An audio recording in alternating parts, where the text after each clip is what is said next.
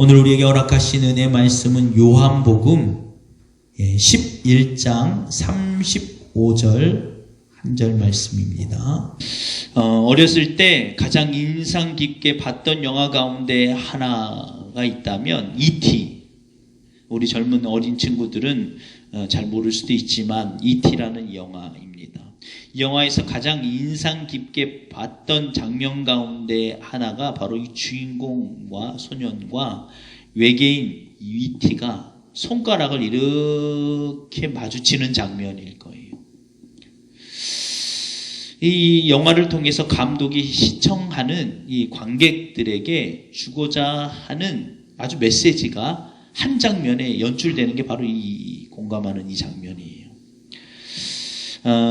감독은 이 영화를 통해서 공감 능력이라는 그것을 전달해주고 싶었던 겁니다.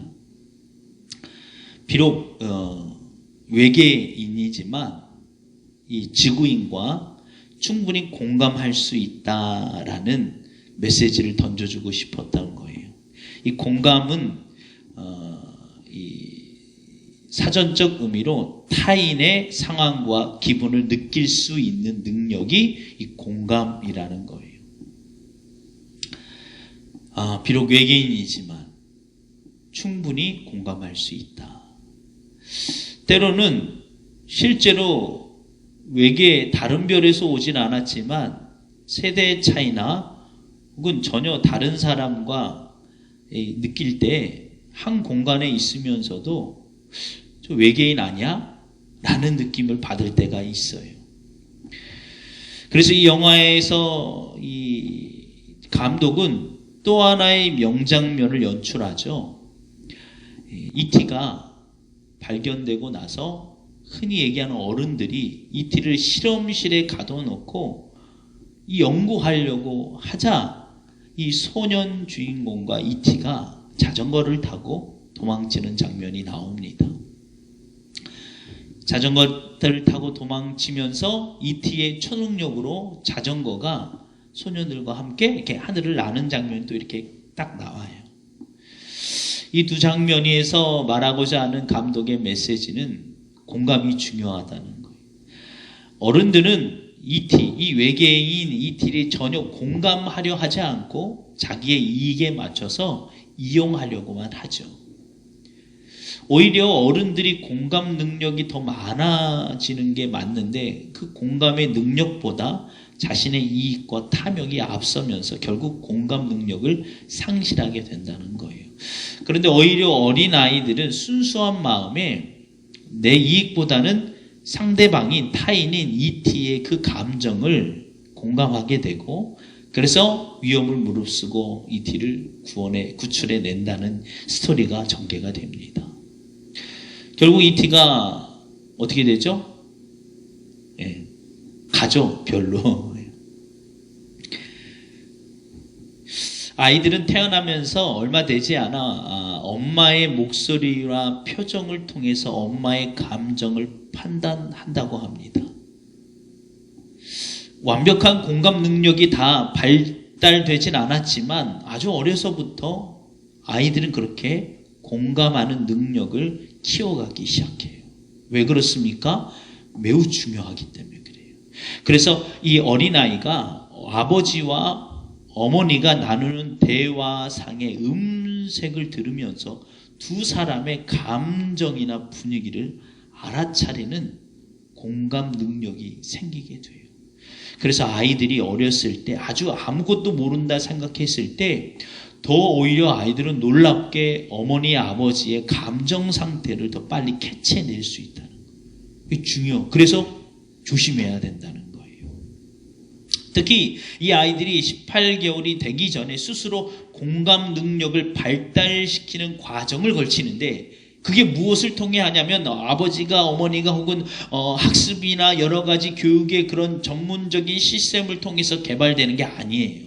오히려 18개월이 되기 전에 아이들은 자기가 가지고 노는 인형과 대화를 하면서 비인격적인 사물을 통해서 공감 능력을 발전이 된다는 게 무슨 말이냐면 어른들은 그렇게 하지 않죠. 인형을 보면서 아파? 막 이렇게 하지 않잖아요. 근데 아이들은 보면 어떻게 해요?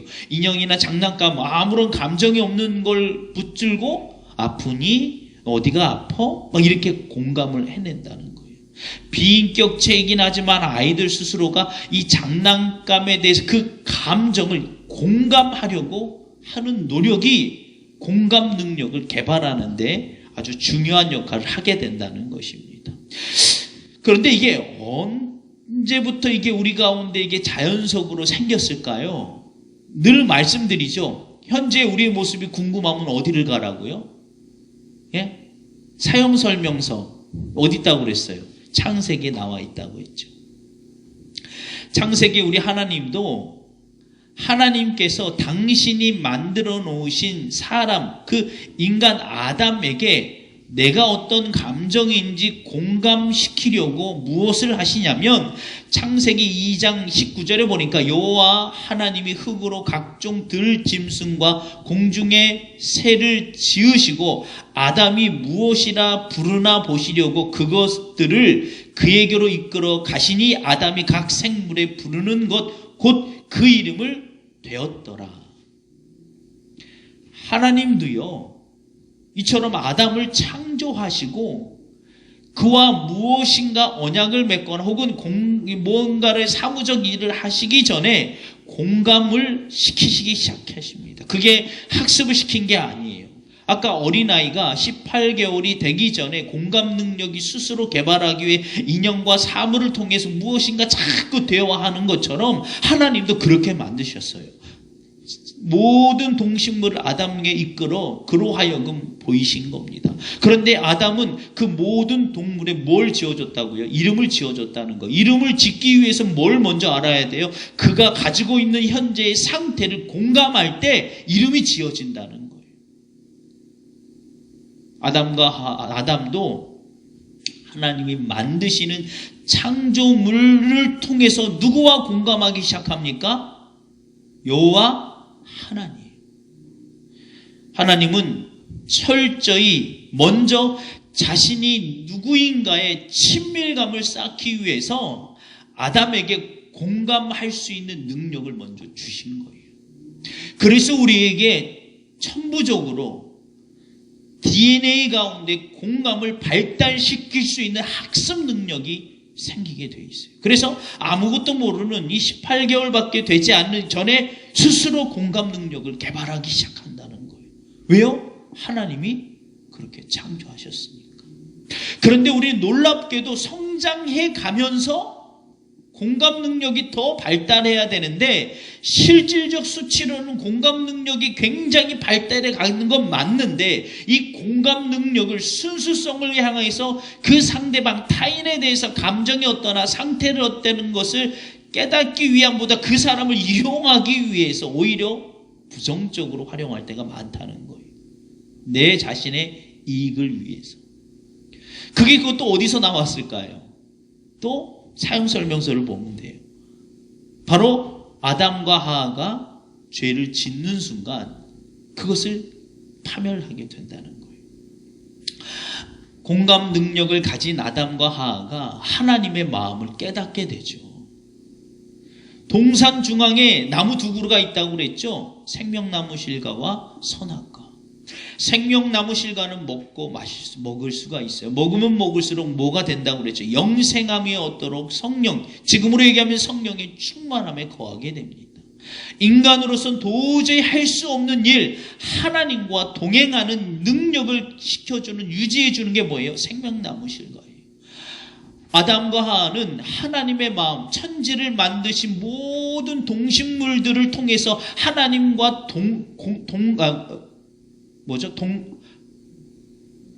공감하는 능력이 개발이 되고 하나님과 친밀함이 쌓이게 돼요. 그래서 동산 중앙을 바라보면 무슨 마음을 느낄까요? 아, 왜 선악과를 줘가지고? 그렇지 않죠. 생명나무 실과를 먼저 보겠죠. 야, 하나님이 날 이렇게 사랑하셔. 관섭이 아니라 관심임을 느끼게 된다는 거예요. 그런데 뱀이 찾아와 그 공감 능력을 뛰어넘는 탐욕을 불어넣습니다. 결국 하와가 무너지고 아담이 무너지게 된다. 지금 왜 우리가 공감하지 못하고 오히려 공감하는 능력보다 공감하는 수치적 능력은 계속 발달했을 건데 어린이 되면서는 왜요? ET를 자꾸 실험실에 앉혀다가 해부해가지고 이렇게 바뀔까요? 이 죄의 습성 때문에 그렇다는 거예요. 오늘 본문은 되게 짧죠? 네, 한 절만 읽었어요. 예수님이 눈물을 흘리시더라. 예수님이 33년의 공생의 기간 동안 눈물을 흘리신 적은 딱 2번으로 기억합니다. 구체적으로 나와 있는 건 오늘 본문이고 아마 눈물을 흘렸을 것이라고 하는 것은 겟세마네 동산에서 하나님께 철저히 기도할 때 외에는 눈물이 흘리신 적이 없어요. 그냥 우셨을까요? 오늘 본문에? 물론 오늘 본문을 전후 이 상황을 유추해 보면 이렇습니다. 오늘 본문의 사건이 있기 전, 즉 베다니에서 있었던 이 사건이 있기 전, 이 시점은 있기 전이 아니라 시점은 약 4개월 후에는 예루살렘에 가서 십자가의 순환의 최절정기에 이르는 그 시장이 오늘 본문이에요. 그리고 이 본문의 이 압축해서 보면 예수님이 사역하는데 많이 바쁜 가운데 사랑하는 제자 마리아 마르다의 오빠가 이 나사로예요. 나사로가 중병에 걸려 죽게 되었다고 미리 통보를 받습니다. 그럼 어떻게 해야 돼요? 거두절미하고 모든 일을 잠깐 스톱하고 어떻게 가요? 빨리 가야 되죠. 그런데 예수님이 이상하게 가지 않습니다. 오죽 답답했으면 제자들까지 재촉하는 상황이 벌어집니다. 그런데 예수님은 가지 않아요. 기다려요. 무엇인가 어떠한 계획을 가지고 계시는 것처럼 그것을 마치 일부러 더디가는 것처럼 자꾸 더디갑니다. 결국 어떻게 됐나요? 마르다와 마리아가 통곡하는 상황이 벌어지죠. 오빠가 이미 죽은 지 시체가 썩고도 남은 시간이 흘러버립니다. 예수님이 왜 그러셨을까요? 전체적인 맥락에서는 분명히 드러나죠. 하나님의 영광을 위해서. 너희로 하여금 하나님의 영광을 위해서 이렇게 늦게 왔다라고 밝히십니다. 결과론적으로 보면 나사로가 어떻게 됐죠? 살아났죠. 그러면 전후 문맥상 예수님이 눈물을 흘릴 필요가 있나요? 없나요? 없죠. 왜요? 이미 나사로가 병이 들렸을 때부터, 이미 나사로가 태어나기도 전에 이 모든 상황이 하나님의 영광을 위해서 다 계획에 되어 있었던 거예요. 여러분, 가끔 스포츠 경기 중계방송을 본 적이 있으신 분은 알겠지만 결과를 알고 보면 어때요? 전혀 이렇게 막 박진감이 없죠. 근데 결과를 모르고 보는 사람하고 이제 알고 보는 사람은 알면서도 얘기하면 안 되죠. 왜냐하면 지금 모르고 보는 사람을 위해서. 그럼 모르고 보는 사람은 막 엎치락 뒤치락 하면 막 간이 쫄렸다고 막 야 이거 지는 거 아니야 막 마지막 판에. 그런데 이제 결과를 아는 사람은 막판 이제 후반전 이 누주 타임에 이 추가 시간에 골을 넣은 걸 알기 때문에 막 비기고 있다가 막 아는 사람은 어때요? 이미 결과 아는 사람은 어때요? 그냥 그런가 보고 흘러가요. 그런데 이제 모르는 사람 혼자서 간이 조금만 딱 지나보다 막판에 딱 골 넣으면 막 이러고 끝나죠. 근데 아는 사람은 별 감정이 없어요. 축구 이런 스포츠 경기와 똑같이 예수님은 처음부터 끝까지 다 알고 계셨다는 거예요. 그런데 왜 눈물을 흘리셨을까요? 예수님이 이제 나이가 30이 넘어가다 보니까 가을도 타고 갑자기 이제 마음이 이렇게 해지면서 눈물이 많아졌나요? 막 드라마 보면서 나이를, 특히 남성이 여성 호르몬으로 바뀐대요. 한 50이 넘어가 60이 넘어가면. 그러면 그때부터는 이제 여성은 남성 호르몬이 많기 때문에 그냥 보면서 뭘 울어 이러는데 남자는 막 훌쩍훌쩍 거린다는 거예요. 예수님도 그 호르몬이 바뀌어서 막 울고 계시는 거예요. 예수님 왜 눈물을 흘리셨을까요? 성경에는 정확하게 예수님이 왜 눈물을 흘렸는지는 나오진 않습니다. 다만 예수님이 당시에 눈물을 흘렸다는 원어적 해석으로 보면 막 통곡해서 우신 게 아니라 속으로 눈물을 삼키면서 울었다는 장면이 나요. 그러니까 속의 깊은 곳에서 나오는 눈물을 흘리신 거예요. 말 그대로 연기나 혹은 누구에게 보여주기 형식의 눈물이 아니라 정말 무엇인가의 가슴속에서 밀고 오는 눈물을 흘리셨다는 거예요. 당시에 성경에 나와 있지만 유대인들은 나사로가 단순히 육신의 생명을 잃어버렸기 때문에 그게 가슴 아파 연민의 정으로 눈물을 흘린 것으로 얘기하고 있지만 예수님이 흘린 눈물은 복합적이라는 거예요. 그런 눈물도 있어요. 연민의 정도 있어요. 그리고 이 마르다와 마리아를 향한 그 가슴 아픔도 눈물을 흘려요. 거기서 그치는 것이 아니라 온 인류의 죄로 말미암아 결국 죽을 수밖에 없는 죄의 싹슨 사망임을 그걸 통해서도 눈물을 흘린다. 궁극적으로 오늘 말씀의 제목인 공감이라는 거예요. 예수님은 우리가 이 땅에 태어나서 일생 동안 겪어야 될 수많은 사건을 미리 다 아시고 눈물을 흘리시는 거예요. 뭘 말씀하십니까? 예수님은 우리와 공감하길 원하고 계신다는 거예요. 이미 우리의 모든 현재의 상황을 공감하고 계심을 믿으시기를 주 이름으로 축원합니다. 그래서 예수님께서 요한복음 14장 16절 17절에 보면 이런 말씀이 있어요. 내가 아버지께 구하겠으니 그가 또 다른 보혜사를 너희에게 주사 영원토록 너희와 함께 있게 하리니 그는 진리의 영이라. 세상은 능히 그를 받지 못하나니 이는 그를 보지도 못하고 알지도 못함이니라. 그러나 너희는 그를 아나니 그는 너희와 함께 계심이요 또 너희 속에 계시겠습니다. 이 두 절의 말씀 가운데 세 번 반복되는 게 있다면 너희와 함께라는 거예요. 그런데 너희와 이 함께가 서로 다른 의미를 가지고 있습니다.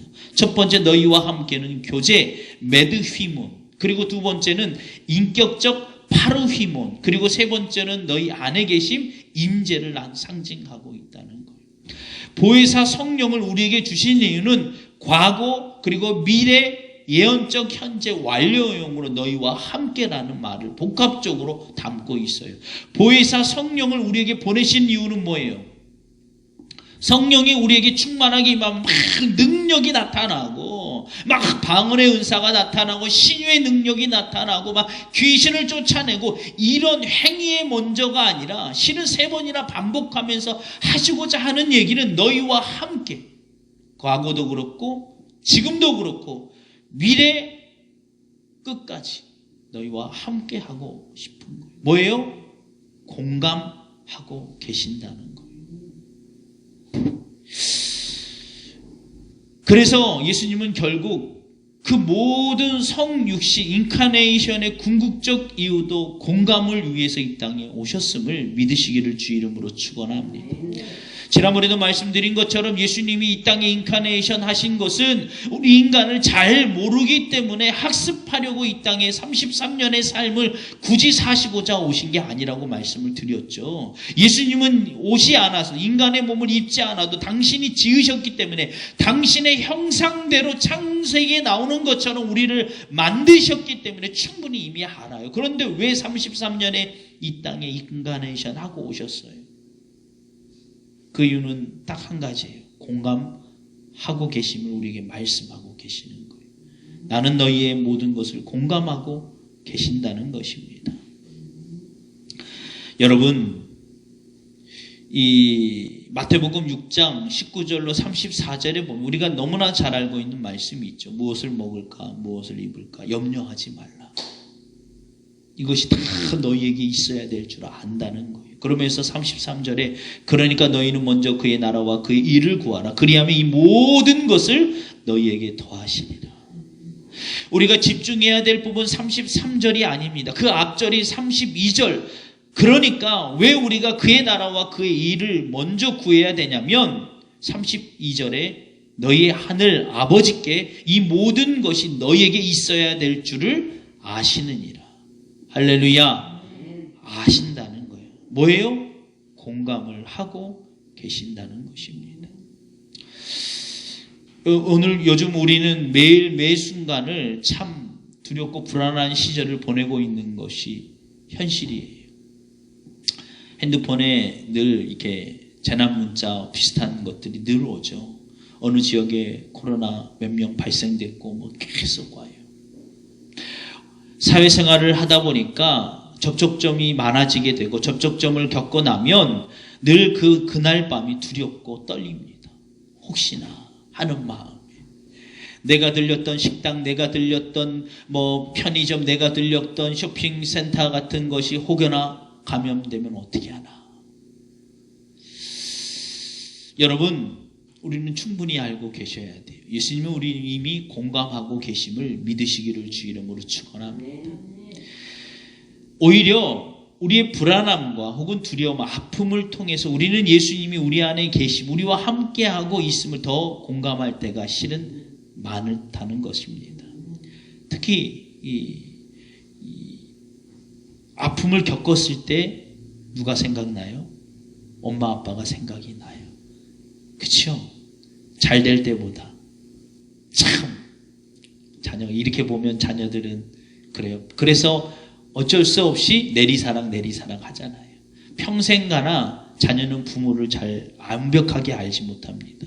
또 그렇기 때문에 그 자녀가 부모가 되는 거고 또 그 부모가 되어서 내리사랑을 하는 거예요. 자녀는 자기가 아플 때 부모를 알게 되고 느끼게 됩니다. 여러분, 우리는 어쩌면 지금 예수님은 우리에게 그걸 원하고 계십니다. 공감하기를 원하신다는 거예요. 여러분, 제가 오늘 감사절에 왜 공감 그리고 감동 그리고 감사의 말씀의 제목을 하냐면 공감하게 되면 감동하게 됩니다.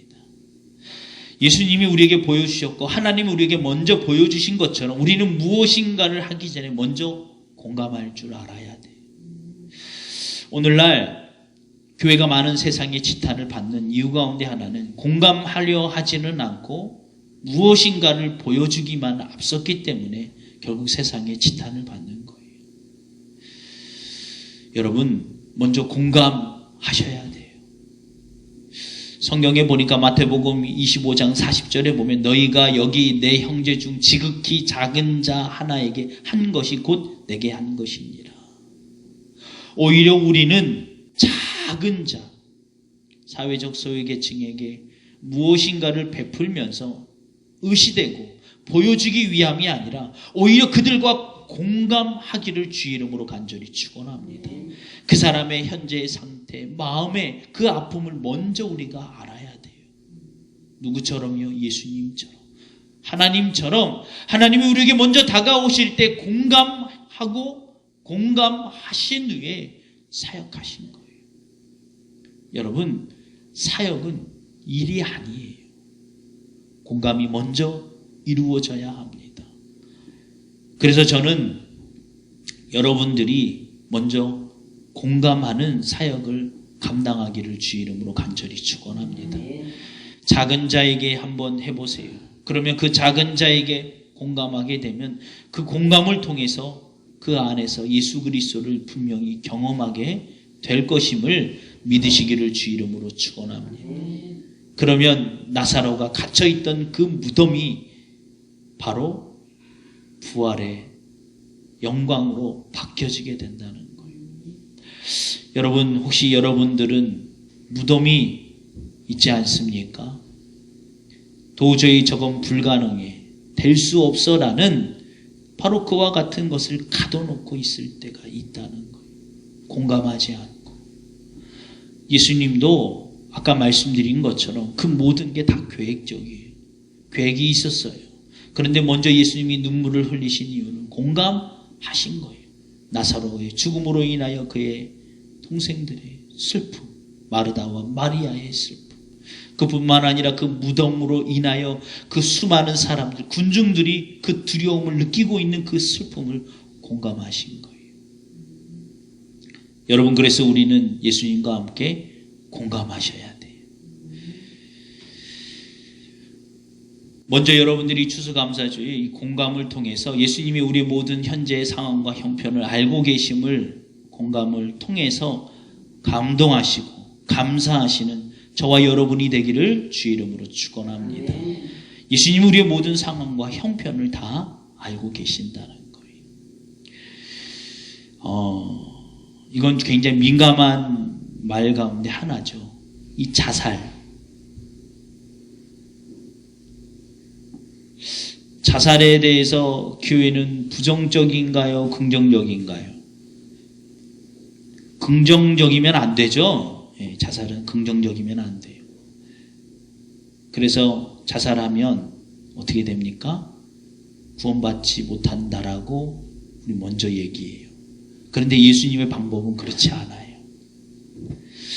예수님은 뭔가 법제적인 혹은 율법적인 것을 결정하기 전에 먼저 공감하기를 원하세요. 우리도 그렇게 해야 돼요. 예를 들면 실제로 자살을 한 가정의 구성원들이, 특히 크리스천들이 겪어야 될 고통은요, 일반 사람이 겪는 것보다 더하다는 거. 왜 그럴까요? 믿지 않은 사람들 자녀 가운데 혹은 그의 가족 구성원들 가운데 누가 자살하게 되면 어때요? 슬프죠.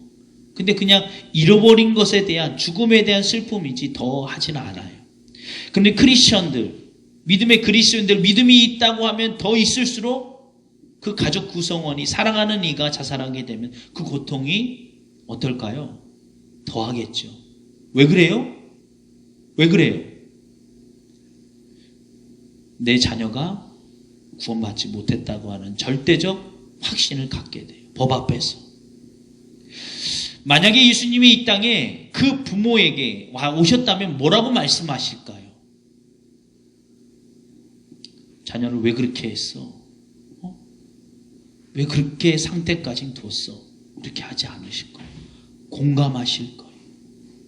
괜찮아. 괜찮아. 내가 네 아픔 다 알아. 네 자녀가 자살해서 구원 받았는지 안 받았는지는 넌 몰라. 그건 누구만 알아요? 하늘에 계신 하나님만 아는 거예요. 우리는 자꾸 판단하기보다 먼저 공감하셔야 된다는 거예요. 그 사람이 자살했기 때문에 정죄하고 그는 구원받지 못했다? 이건 우리가 판단할 게 아니에요. 그건 예수 그리스도를 믿었느냐 안 믿었느냐의 구원의 결과이지, 그가 스스로 목숨을 끊었기 때문에 구원받지 받고 못 받고가 우리의 결정권이 아니에요. 이거 말을 잘 들으세요. 꼭 자살하면 구원 받을 수 있다라고 말하는 게 아니에요. 절대. 그건 몰라요. 단지 우리가 먼저 해야 될 건 공감하셔야 된다는 거. 실제로 어느 부모가, 크리스천 부모가, 믿음이 좋은 권사님, 장로님 가정에 그의 자녀가 자살했어. 저는 거기까지는 생각을 못했어요. 어느 분한테 들었는데 그의 엄마, 아빠, 그 가족들이 그렇게 다짐했대요. 그 자녀를 장례를 치르고 다 같이 옥상에 올라가서 죽기로. 왜요? 어떻게 자녀를 지옥에 보내고 살 수 있겠느냐, 나 혼자 어떻게 구원받겠느냐 해서 스스로 목숨을 끊으려고 했다는 거예요. 저는 그 얘기를 들으면서 굉장히 충격이 컸습니다. 목회자로서 판단하고 정죄하는 것이 아니라 그런 분들의 가정을 공감할 수 있어야 한다는 거예요. 추수감사주일, 여러분 예수님의 시선이 머무는 곳에 공감해 보시기를 주의 이름으로 간절히 축원합니다. 그리고 또 한 가지 권면을 드리겠습니다. 1620년 영국 청교도들이 미국으로 이주한 다음 첫 해 가을을 처음으로 거둔 곡식을 감사제를 드린 것이 결국 이 추수감사주일의 유래가 된 겁니다. 여러분, 저는 여러분들이 추수감사주를 맞이해서 세상에 있었던 내 안에 혹은 내 삶 가운데 묻어있는 것 한 가지씩을 결단하고 한번 떠나보내는 그런 결단이 있기를 주의 이름으로 축원합니다. 청교도들처럼 그 편안함과 안락함을 벗어나 신앙의 믿음을 자유를 위해서 무엇인가를 향해 떠났던 것처럼 여러분들 가운데도 그 무엇인지 저는 알지 못하지만 하나님과 여러분과 분명히 알고 계시는 게 있을 거라고 믿어요. 그것을 하나를 결단해 보시는 시간이 되기를 간절히 소원합니다. 우리 시간 복음성가 보면 실로암이라는 복음성가가 있어요. 제가 이 실로암이라는 이 복음성가를 되게 좋아해요. 왜냐하면 제가 이 복음성가를 처음 접했을 때가 고등학교 때 저희 늘 말씀드리지만 저희 가정이 지금은 감사해요. 저희 어머니도 그렇고 저희 돌아가신 아버지도 천국에 가셨지만 평생에 늘 언제나 약주만 드시던 삶을 살았기 때문에. 근데 그때 막 힘들고 어려웠어요. 근데 처음 이제 제가 어쩌다 누님 집에 놀러 왔을 때, 그 누님 집에 놀러 왔을 때 누님이 이 교회를 다녔거든요. 둘째 누님과 이제 셋째 누님이. 그 다니던 교회가 지금 제가 있던 모교회고, 그 모교회 이제 아무것도 모르는 고등학교 때 갔을 때, 그때 교회 한참 자주 부르던 복음성가가 실로암이었어요. 제가 왜 이게 인상에 깊냐면, 그때 그 담임 목사님이 저를 향해서 했던 말씀 때문에 그래요. 그냥 아무것도 아닌 저를, 이거는 뭐 다른 분한테는 아무 의미도 아니지만 강대상에서 보통 그때 철화 예배를 드리면요, 한 10시에 시작하면 새벽 2, 3시에 끝나요. 근데 이제 그때 뭐 교회가 지하교회였지만 철화 예배도 한 100명 가까이 오신 것 같아요. 근데 제가 이제 그날 어느 날 어쩌다가 누나랑 같이 거기 앉아 있으면 목사님이 그래요. 오늘은 우리 누가 시골에서 왔기 때문에 빨리 끝내야 되겠다고. 그래서 평소보다 2시간 빨리 끝내시더라고요. 그게 너무 인상이 깊었어요. 왜냐? 아무것도 아니라고 생각했던 나를 위해서 이 교회에서 그 많은 사람들을 대신하지 않고 나 하나 때문에 2시간 일찍 끝냈다는 것에 대해서 굉장히 저는 큰 감동을 받았어요. 그래서 그때 제가 이 실로암을 부르면서 나도 누군가에게 이렇게 중요한 존재구나를 깨달았습니다. 다른 사람에겐 별것 아니지만 저한테 큰 감동이었다는 거예요. 누가 나를 공감해주고 있다는 것. 그게 큰 감동이었다는 것입니다. 이제 감사하게 추수감사주일, 저는 생각지도 못했는데 이렇게 앞에 모든 이렇게 하셨어요. 제 목회 방향은 그래요. 제가 성도님들을 복받게 하는 방법은 교회 내적인 신경보다 이런 것들을 자꾸 누군가에게 나눠주는 것을 통해서 성도님들이 복을 받는 거예요. 나눠주려면 제가 할 수 있나요? 없죠. 성도님들이 낸 헌금을 통해서 이렇게 있는 것들을 통해서 자꾸 저는 이걸 나눠주는 거예요. 교회에 머물러 있지 않게 하고 썩지 않게 하는 방법은 이런 것들을 자꾸 성도님들이 헌신하면 다 갖다 나눠드리는 겁니다. 그래서 이제 예배가 끝나면 벌써 이제 한 교회, 이제 작은 교회에 떡과 이제 과일 상자를 드렸어요. 그리고 이제 예배가 끝나면 이 떡을 이제 많이 했어요. 가래떡을 했어요. 이런 날은 원래 보통 뭐 있잖아요. 뭐 그런 떡들 하는데 그거는 빨리 쉬니까 가래떡을 해서 저것들을 다 이제 상가에도 나눠드리고 주변 분들도 나눠드리려고. 저는 이게 영적인 아버지가 해야 될 역할이라고 생각이 되어져요. 그러면 그걸 통해서 자녀들이 복을 받습니다.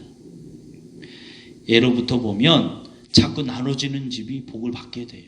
자꾸 무엇인가 모으려고 하면 복이 되지 않습니다. 여러분 오늘 실로암 한번 부르신 다음에 우리 통성으로 기도하실 때 내년이 기대가 되는 추수감사주일이 됐으면 좋겠어요. 물질로 많아지는 것을 꿈꾸는 게 아니라 더 많은 사람들에게 공감하는 여러분들이 되길 원합니다. 내년 추수감사주일 되기까지 될 수 있으면 많은 사람들에게 공감해 주시기 바랍니다. 여러분의 그 작은 공감을 통해서 어느 누군가는 감동하게 돼요. 그 모습 속에서 감사가 나오는 거예요. 여러분 그런 한번 믿음으로 기도해 보시고요. 두 번째로 기도하실 때 참 많은 분들이 어려움을 겪고 있습니다. 여러분 그분들을 위해서 하나님의 공감, 하나님이 그들을 이미 알고 있어. 네 상처를 알고 네 현재의 형편을 다 알고 있어. 특별히 이 인터넷을 통해서 저희 설교가 부족하지만 많은 사람들이 보고 있습니다. 그분들을 위해서 기도해 주세요. 하나님 그들이 알게 하여 주옵소서. 예수님이 네 형편을, 네 작은 그 아픔을 공감하고 계신다는 거, 그리고 누군가가 그 하나님이 나를 공감하고 계시는 것을 깨닫게 하여 주옵소서. 여러분 그렇게 기도해 주시고요. 마지막 세 번째로 한국 교회를 위해서 꼭 기도해 주시기 바랍니다. 우리 이 시간 실로암 하나님께 올려드리신 다음에 통성으로 기도하고 마치도록 하겠습니다.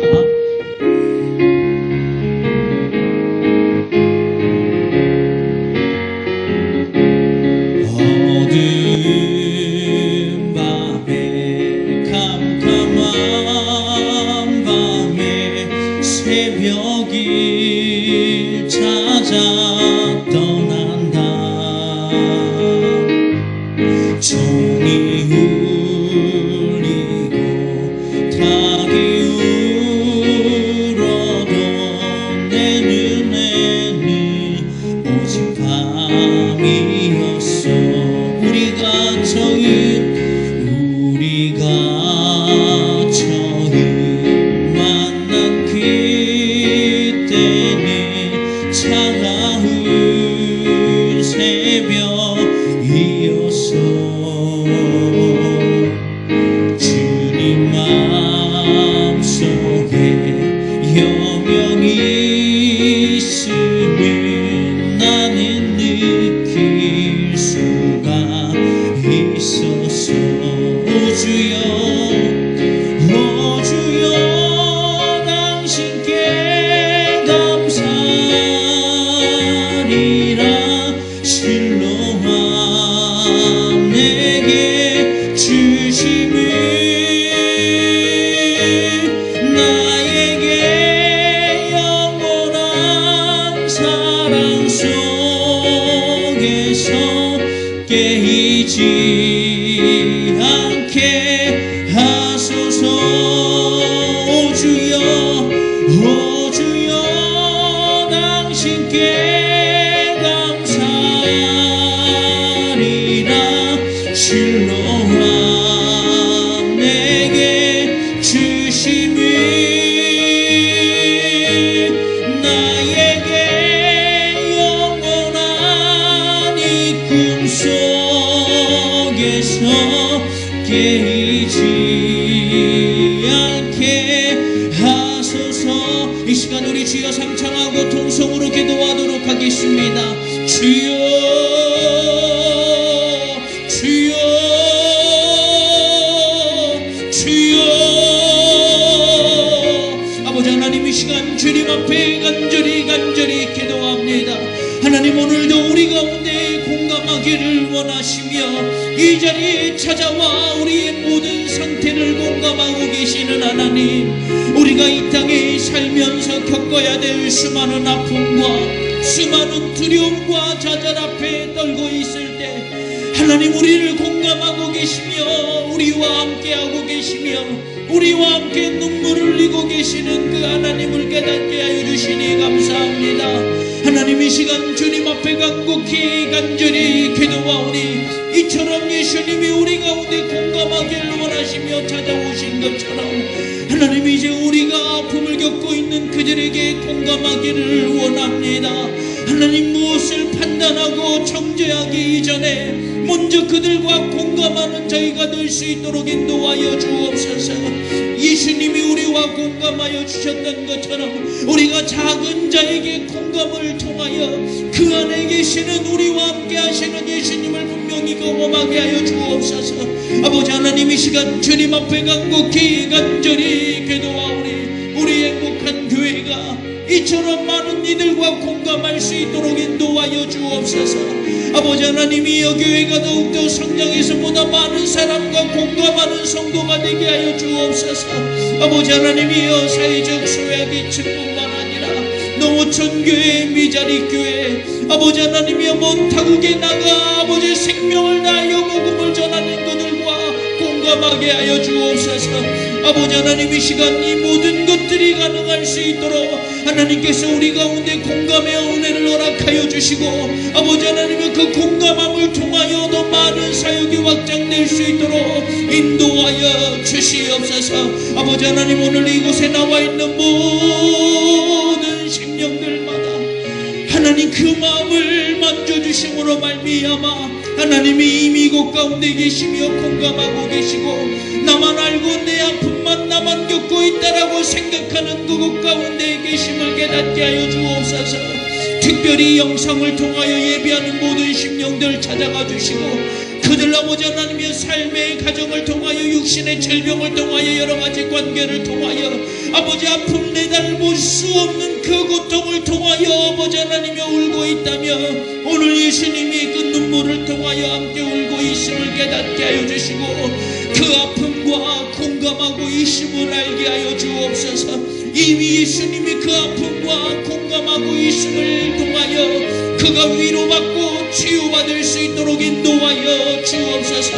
아버지 하나님, 이 시간 주님 앞에 간절히 기도하오니 오늘 그들 가운데 찾아가 주시고 그의 마음을 위로하여 주시고, 도저히 불가능할 것 같은 나사로의 무덤이 열리고 그를 묶고 있는 모든 천들이 아버지 흩어져 버렸던 것처럼 하나님, 우리 가운데도 그와 같은 놀라운 능력이 선포되게 하여 주옵소서. 공감함을 통하여 예수님의 그 공감의 능력을 통하여 오늘 우리가 그같이 회복될 수 있도록 인도하여 주시옵소서. 하나님, 모든 영광을 올려드리오니 한국교회를 불쌍히 여겨주시고, 아버지 하나님이 한국교회를 다시 한번 살려낼 수 있도록, 살아날 수 있도록 이 부족한 종을 사용하여 주옵소서. 하나님, 이 부족한 종을 통하여 다시 한번 공감하며 한국교회가 다시 아버지 하나님 앞에 쇄신될 수 있도록 인도하여 주시옵소서. 모든 영광을 하나님께 올려드립니다. 하나님, 역사하여 주시옵소서. 지금은 우리 구주 예수 그리스도의 십자가의 구속의 은혜와 지금도 분명 살아계셔서 우리의 모든 생사복을 주관하고 계시는 하나님의 그 크신 사랑하심과 우리 안에 내주하시면서 우리를 위하여 말할 수 없는 탄식으로 친히 간구하여 주시는 성령님의 감화 감동 교통 역사하심이 오늘 예수님이 우리 삶 가운데 공감하고 우리가 그 공감함으로 작은 자에게 나가기를 작정하는 모든 이들과 우리의 속한 가정과 사업장과 직장 위에 이제로부터 영원토록 함께 하시기를 간절히 축원하옵나이다. 아멘.